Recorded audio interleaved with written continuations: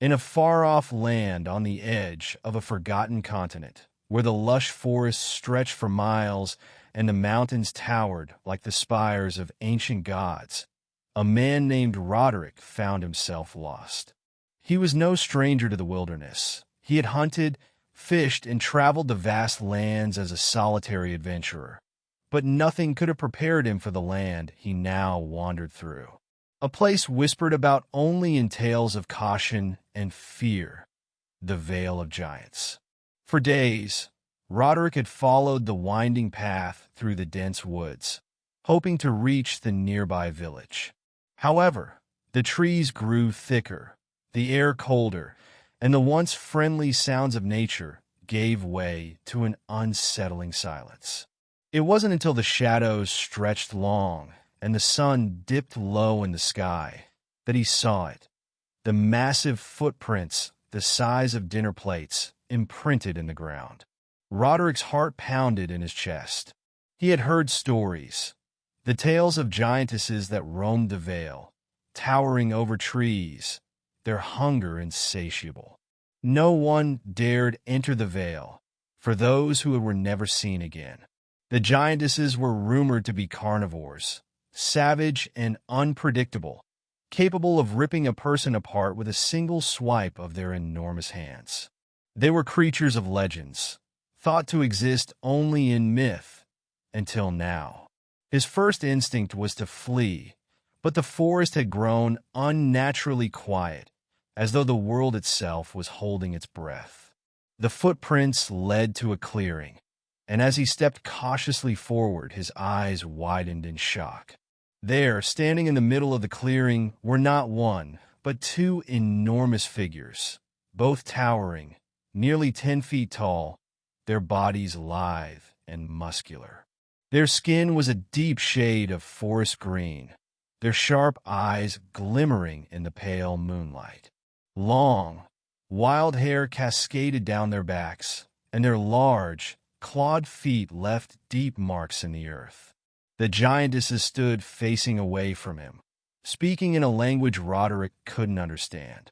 The moment they turned, his heart stopped. One of the giantesses, with a mane of auburn hair and eyes like amber, fixed her gaze directly on him. She was even more terrifying than the stories had described. Her gaze was wild, predatory, but beneath it was something more. There was intelligence in her eyes, something far beyond the savage beast he had imagined. Roderick's breath hitched, and his legs stiffened, ready to run. But he didn't. Something in the air held him there, rooted to the spot. The other giantess, with silver hair and eyes of deep sapphire, took a step forward, her immense form looming over him. She bared her teeth, her sharp canines gleaming in the moonlight. Roderick swallowed hard. He had prepared himself to be devoured. His only thought now was to make peace with his fate, to make it quick. But before he could react, the silver-haired giantess spoke, her voice a deep, rumbling tone that vibrated through his chest. "Are you lost?" she asked, her words slow and deliberate, as if trying to communicate with a creature that didn't speak her language. Roderick blinked in confusion, uncertain if he was hearing things.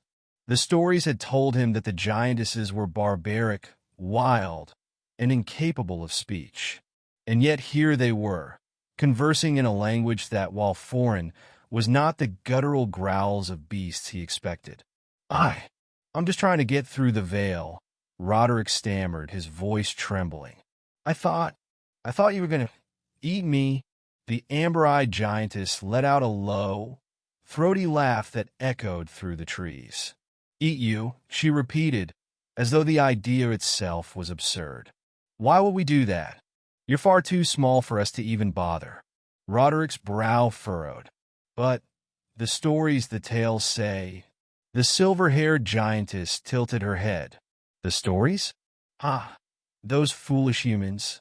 We do not eat humans, boy. What would be the point? You are fragile creatures, so easily crushed beneath our feet. No, we don't hunt you.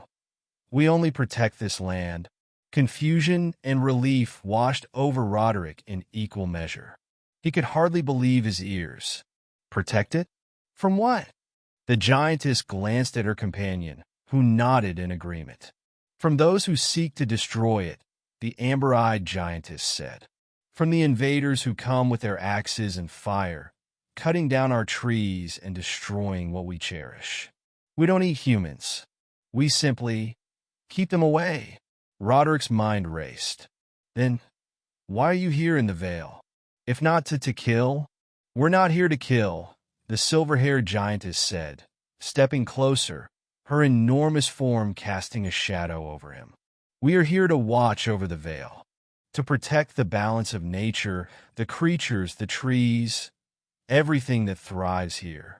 The Vale is sacred to us. You're welcome to pass through it, but you must be respectful. The realization hit him hard. He had misjudged everything. His fear had clouded his judgment, leading him to believe that the very beings tasked with protecting this land were monsters to be feared. And yet here, in front of him, were two intelligent beings, guardians of the Vale, not carnivorous beasts. I'm sorry, Roderick said, his voice softer now, his fear fading. I didn't know. I thought you were just like the stories. The amber-eyed giantess smiled, a warm, genuine smile that softened her features. Stories are often distorted, little one. They spread fear, but they don't capture the truth. We're just two protectors trying to keep the Vale safe.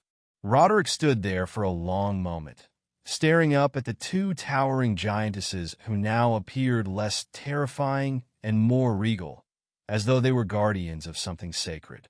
He couldn't quite grasp the reality of the situation, but one thing was clear. They weren't the monsters he had expected. Then, what should I do? He asked, still unsure of what to do next. How can I make things right?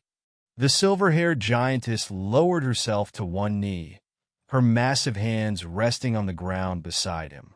By honoring this land, young one, by leaving it as you found it. Take only what you need, and never harm what doesn't need harm. Respect the forest, and you will be allowed to pass. Roderick nodded, a sense of humility washing over him. He had come expecting to be eaten, to be swallowed whole by the myths and legends that had painted these creatures as nothing more than savage beasts. Instead, he found compassion, wisdom, and a deep bond to the land that had been so foreign to him.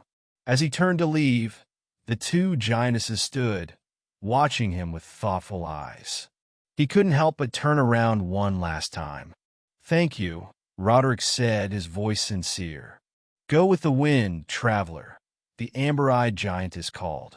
And remember, the stories are rarely the truth. And with that, Roderick walked away, leaving the Vale behind, no longer a place of fear, but one of mystery and respect. The giantesses had shown him that not all stories were meant to be believed, and sometimes the most terrifying things were just misunderstood protectors, not monsters at all.